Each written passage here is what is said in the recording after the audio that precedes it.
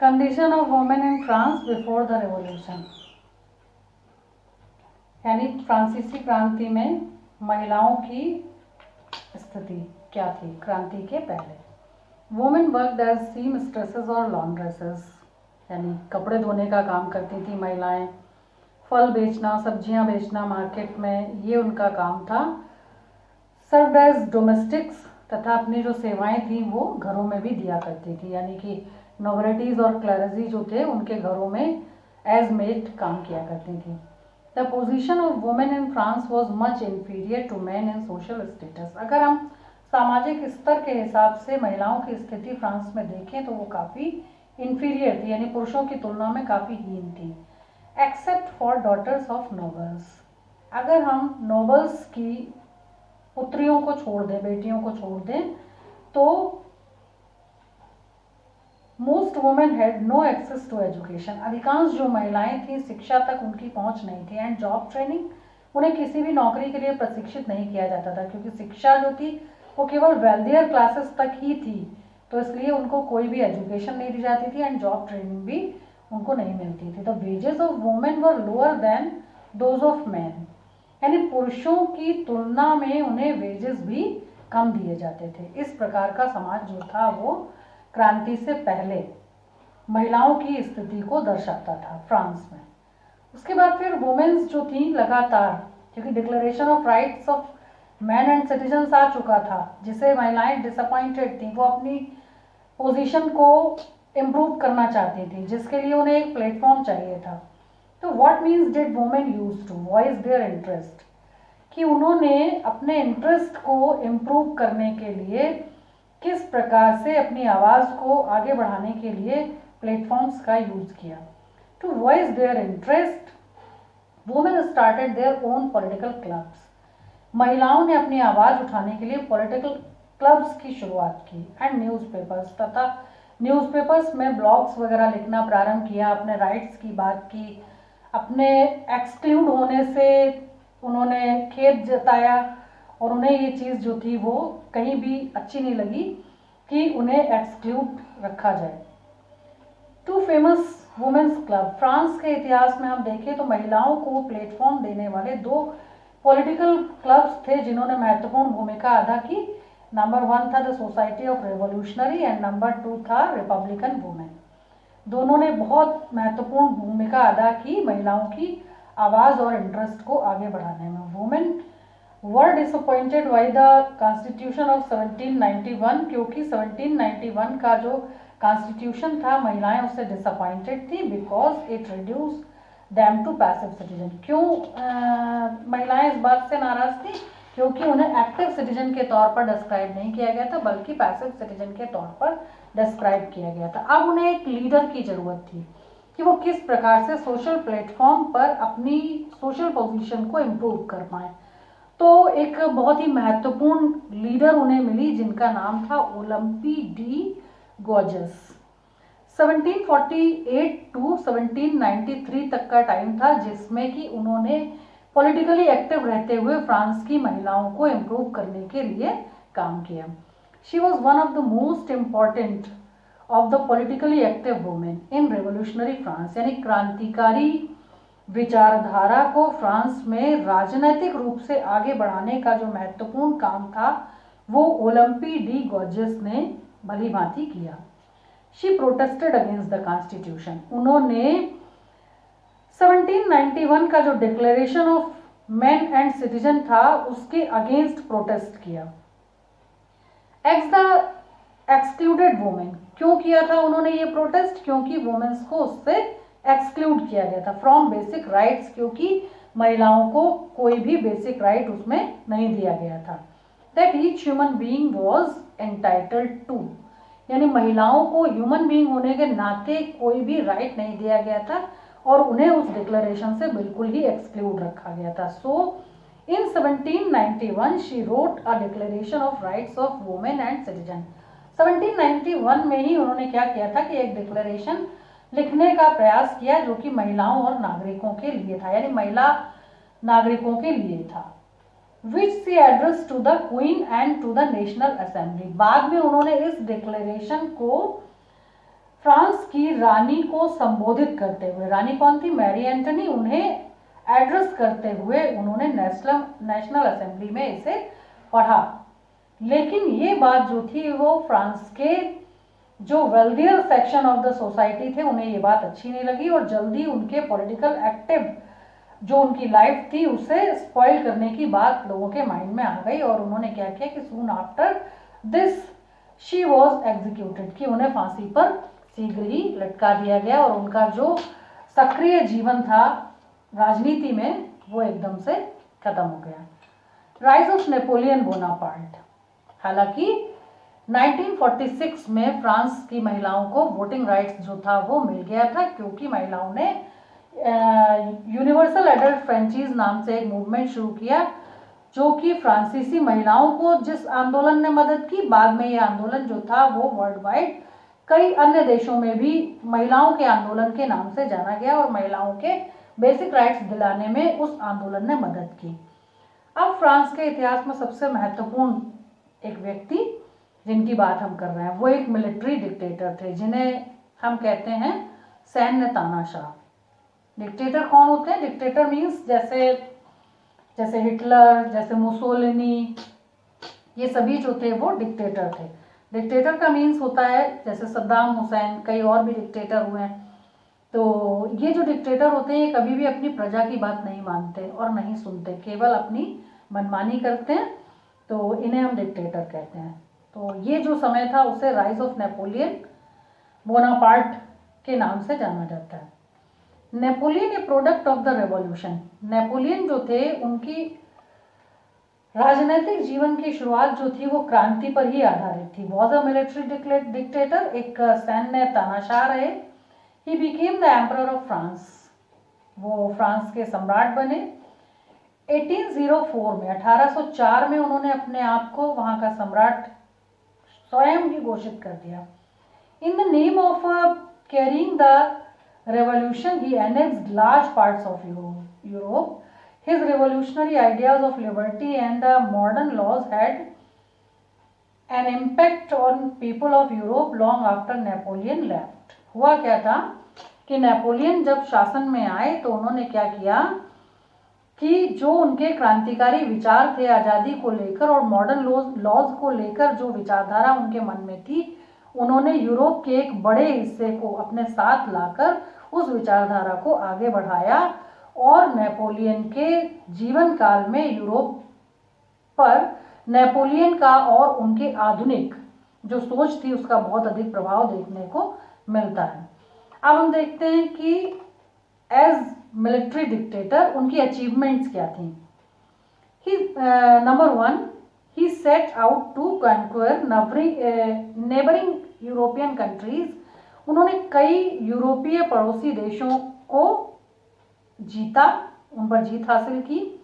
डिस्पोजेसिंग dynasties and creating kingdoms where he placed members of his family. यानी कुछ यूरोपीय देशों में ऐसे राज्यों को जहां पर डिस्पोजेसिंग डायनेस्टीज थी, यानी जहां पर कई बार किन्हीं वंशों में डिस्प्यूट्स थे, उन्हें किंगडम बनने में मदद की। Where he placed member of his family, और वहां पर उन्होंने उनके परिवारी सदस्य के रूप में उन्हें एस्टैब्लिश करने में मदद की। नंबर 2 है he saw his role as moderniser of Europe and introduced many laws. यानी उन्हें यूरोप के आधुनिकीकरण के लिए जाना जाता है और उन्होंने बहुत सारे लॉज जो थे उनको लोगों के लिए इंट्रोड्यूस किया। ही कोडिफाइड द फ्रेंच लॉ। उन्होंने क्या किया कि फ्रेंच लॉज जो थे, फ्रांसीसी कानून, उन्हें अपने तरीके से कोडिफाई किया, कैटेगराइज किया। These laws were known as Napoleonic code, और इन लॉज को नेपोलियनिक कोड के नाम से फ्रांस के इतिहास में जाना जाता है। नंबर 4 था he wanted to modernise France. वो चाहते थे कि फ्रांस को बहुत अधिक आधुनिक बनाया जाए बाय एस्टैब्लिशिंग न्यू इंडस्ट्रीज। उन्होंने बहुत सारे नए उद्योगों की शुरुआत की, बहुत सारे आधुनिक उद्योगों की शुरुआत की। Number 5 he promoted trade by building roads and canals. उन्होंने बहुत सारी सड़कों का निर्माण किया, नहरों का निर्माण किया व्यापारिक प्रोत्साहन के माध्यम से। नंबर 6, ही इंट्रोड्यूस्ड मेनी लॉज, जैसा कि हम जानते हैं कि उन्होंने बहुत सारे जो कानून थे उनको लोगों के समक्ष इंट्रोड्यूस किया। सबसे महत्वपूर्ण जो काम था उनका था number 7, uniform system of weight and measure. उन्होंने क्या किया था कि एक सार्वभौम प्रणाली जो थी नापतोल विभाग के लिए उसकी शुरुआत की थी, and provided by the decimal system, और उन्होंने दशमलव जो था उसको एक्यूरेसी के लिए उपयोग किया था और लोगों को डेसिमल सिस्टम के बारे में बताया था। Number 8, he also established friendly relations. वे हमेशा ही मित्रवत संबंध स्थापित करने के लिए जाने जाते हैं विद द पोप। पोप जो होते हैं वो ईसाई धर्म के धर्मगुरु होते हैं, उनके साथ, क्योंकि ईसाई धर्म के साथ उन्होंने मित्रवत संबंध ईसाइयों के धर्मगुरु से इसलिए स्थापित किए ताकि ईसाइयों के दोनों संप्रदायों, दो संप्रदाय ईसाई धर्म के कौन कौन से होते हैं, कैथोलिक और रोमन कैथोलिक और प्रोटेस्टेंट, तो दोनों वर्गों को संतुष्ट करने के लिए, सेटिस्फाई करने के लिए उन्होंने क्या किया कि पोप के साथ फ्रेंडली रिलेशंस स्टैब्लिश किए। नंबर 9 है न्यू कॉन्स्टिट्यूशन वाज फ्रेम्ड। उन्होंने भी एक नव संविधान जो था उसकी रूपरेखा तैयार की, as a result of which 4 legislative bodies and 3 executive bodies were established. इसके बाद उन्होंने क्या किया कि न्यू कॉन्स्टिट्यूशन जो था उसके फ्रेमवर्क के साथ ही कार्यपालिका और विधायिका की क्रम से 4 और 3 बॉडीज जो थी उनको एस्टैब्लिश किया, ताकि जो वहाँ पर रूलिंग सिस्टम हो वो बिल्कुल एक्यूरेट हो और काफ़ी इम्प्रेसिव हो। इसलिए उसके बाद क्या होता है कि जब लंबे समय तक कोई सफलता से रूल करता है, उसके बाद एक समय आता है उसका डाउनफॉल शुरू हो जाता है। फिर एक घटना ऐसी हुई उनके जीवन में जो एक डिसीसिव फैक्टर बनी उनके डाउनफॉल के लिए, तो वो हम आपको बताते हैं कि decisive factor led to the fall of Napoleon. क्या निर्णायक कारक रहा जो कि नेपोलियन के पतन का कारण था? The ill fated Russian campaign, यानी कि एक बीमार अभियान था रूस की यात्रा का जिसमें कि उनका डाउनफॉल शुरू हो गया। During this war his army was decimated, यानी इस युद्ध के दौरान उनकी जो सेना थी उसका नाश हुआ, या उनकी सेना का नाश हुआ तो क्यों हुआ? ड्यू टू एक्सेसिव कोल्ड, क्योंकि रसिया में बहुत अधिक ठंड थी। By disease, lack of food and scarcity of woollen clothes, उनकी जो सेना थी वो कई कमियों का अनुभव कर रही थी जिसके कारण कि लगातार सैनिक बीमार पड़ते जा रहे थे और उनकी मृत्यु हो रही थी, जिसके कारण जो रशियन कैंपेन था वो फेल हुआ और नेपोलियन बोनापार्ट जो था वो जो थे उनका डाउनफॉल शुरू हुआ। तो क्या होता है कि उनकी जो सेना थी वो बहुत अधिक, यानी रूस की जो ठंड थी उसको बर्दाश्त नहीं कर पा रही थी, उन्हें लगातार बीमारियां होती जा रही थी, भोजन की कमी होती जा रही थी, वूलन्स जो थे वो कम होते जा रहे थे, जिसके कारण कि बीमार हुए और उसके बाद वो एक्सपायर हो गए और इस तरह से उनकी जो सेना थी वो विनाश को प्राप्त होती जा रही थी। तो Napoleon was finally defeated in 1815 at Waterloo. बाद में नेपोलियन जो थे उनकी जीवन का जो अंतिम युद्ध था वो 1815 में लड़ा गया था, जिसमें वो पराजित हुए थे। प्लेस ऑफ डिफीट जहाँ पर वो हारे थे वो प्लेस था वाटरलू। तो वाटरलू नाम के प्लेस पर उन्होंने अपने जीवन की अंतिम लड़ाई जो थी वो हार ली। इसके बाद he was imprisoned in island Saint Helena, और उसके बाद जब वो हार गए थे तब उन्हें कैदी बनाकर सेंट हेलेना नाम के आइलैंड में रखा गया था। इस प्रकार से जो नेपोलियन का समय था वो समाप्त हो गया। और उसके बाद फिर इस चैप्टर का सबसे लास्ट जो टॉपिक है, impact of French revolution on the world, कि फ्रांसीसी क्रांति का दुनिया पर क्या प्रभाव पड़ा। फ्रांसीसी क्रांति का दुनिया पर प्रभाव बहुत महत्वपूर्ण था, क्योंकि इससे पहले नेशन स्टेट्स बनने की जो प्रक्रिया थी, नेशन स्टेट्स की जो स्पेशलिटी थी, देश उनको हासिल कर रहे थे, एक दूसरे पर आरोप प्रत्यारोप कर रहे थे, एक जो इंस्टेबिलिटी का समय था वो देखने को मिलता था। लेकिन फ्रेंच रिवॉल्यूशन का बहुत अधिक प्रभाव जो था वो देखने को दुनिया को मिला। नंबर 1, सबसे पहले क्या हुआ कि freedom of speech, freedom of opinion, equality before law, यानी कि लोगों को बोलने और अभिव्यक्ति का अधिकार, अपने राय मशवरे रखने का अधिकार, कानून की नज़र में समानता का अधिकार, ये सभी ऐसे अधिकार थे जो कि नेचुरल एंड इनअलाइनेबल राइट्स थे, जिन्हें कि किसी से लिया या किसी को दिया नहीं जा सकता था, बल्कि प्राकृतिक रूप से ये उनके द्वारा लंबे संघर्षों का परिणाम थे, जो कि उन्होंने एज ह्यूमन बीइंग उन्हें प्राप्त किया था और इन्हें किसी को हस्तांतरित नहीं किया जा सकता था। तो ये एक बहुत ही ऐसी अचीवमेंट थी जो दुनिया के किसी भी देश ने तब तक नहीं हासिल की थी, और ये एक ऐसा कंसेप्ट था जो दुनिया को जिसने एक नया रास्ता दिखाया। इसका एग्जाम्पल हमें देखने को मिलता है constitution of 1791, the declaration of rights of man and citizen के माध्यम से, कि किस प्रकार से वहाँ पर पुरुषों को एक्टिव सिटीजन के नाते अधिकार जो थे वो प्रदान किए गए थे इस हिसाब से। नंबर सेकंड है privileges should not be based on birth. ये बहुत ही महत्वपूर्ण बात थी कि किसी भी नागरिक को जन्मजात सुविधाएं ना प्रदान करना। जबकि फ्रांसीसी क्रांति में हमने क्या पढ़ा था कि फ्रांस का जो सोशल स्ट्रक्चर था वो 3 पार्ट्स में डिवाइड था। ये थे क्लैरिजी, नोबिलिटी एंड कॉमन पीपुल, जिन्हें हम first state, second state and third state कहते हैं। इन स्टेट्स में क्या होता था कि प्रिविलेजेस दी जाती थी बाय बर्थ। थर्ड स्टेट जो था उसके ऊपर टैक्स का बर्डन होता था। फर्स्ट 2 स्टेट को एग्जम्प्ट रखा जाता था, उन्हें बाय बर्थ प्रिविलेजेस दी जाती थी। लेकिन किसी भी समाज में privileges based on birth lead to frustrations, discontent, inequalities, deprivation of large section of society. यानी अगर हम प्रिविलेजेस के माध्यम से देखें तो किसी भी वर्ग को संतुष्ट नहीं किया जा सकता, और क्या होता है कि इस प्रकार के जो समाज जहां पर प्रिविलेजेस बाय बर्थ दी जाती हैं, फ्रस्ट्रेशन का, डिसकंटेंट का, इनइक्वालिटीज का कारण होते हैं, जिन्हें कोई भी पसंद नहीं करता।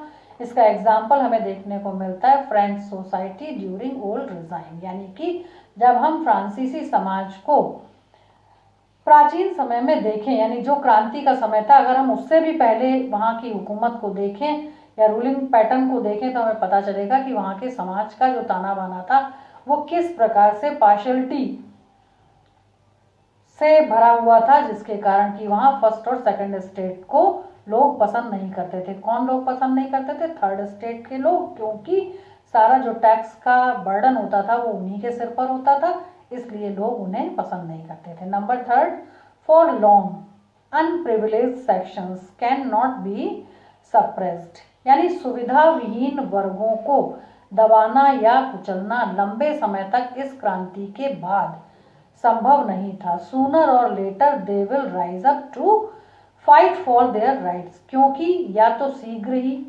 या बाद में जाकर जब उन्हें इस क्रांति से, यानी यूरोप के किसी देश के लोगों को जब इस क्रांति के बारे में पता चला कि क्रांति जो था वो किन बेसिक रीजंस को लेकर हुआ और उससे क्या फायदे हुए, तब क्या होता है कि फिर उन्होंने अपनी जो लड़ाइयाँ थी वो शुरू की थी अपने बेसिक राइट्स को लेने के लिए। इसका एग्जाम्पल हमें देखने को मिलता है रेवोल्यूशंस इन फ्रांस 1789 में। 1789 में क्रांति के समय जिस प्रकार की विचारधारा थी उसे देखकर पता चलता है कि किस प्रकार से फ्रांस के समाज में पक्षपातपूर्ण रवैया जो था वो राजा का था, जिसके कारण कि वो बहुत ही अलोकप्रिय थे। नंबर 4, इक्वलिटी ऑफ पीपल, लोगों में समानता की भावना। All citizen of the nation should have equal voting rights and their vote should be of equal value regardless of wealth. यानी किसी व्यक्ति का धनवान होना उसके वोट की प्रायोरिटीज नहीं थी, बल्कि सभी नागरिकों को समान रूप से वोटिंग राइट्स दिए गए थे। ये एक महत्वपूर्ण राइट था जिससे कि कोई भी व्यक्ति अपने रिप्रेजेंटेटिव को भेजकर गवर्नमेंट का जो ऑपरेशन सिस्टम होता था वो कॉमनली अपनी बात को कह सकता था किसी भी प्लेटफॉर्म पर। इसका एग्जाम्पल हमें देखने को मिलता है women in France after great struggles finally won the right to vote in 1946। यानी कि फ्रांस के समाज में महिलाओं को एक लंबे संघर्ष के बाद जीत हासिल हुई और उसके बाद 1946 में उनको वोटिंग राइट्स मिले, और इस तरह से दुनिया के बहुत सारे देशों ने फ्रांसीसी क्रांति के माध्यम से वोटिंग राइट्स प्राप्त किए और अब महिलाएं भी एक्टिव सिटीजन कहलाएं।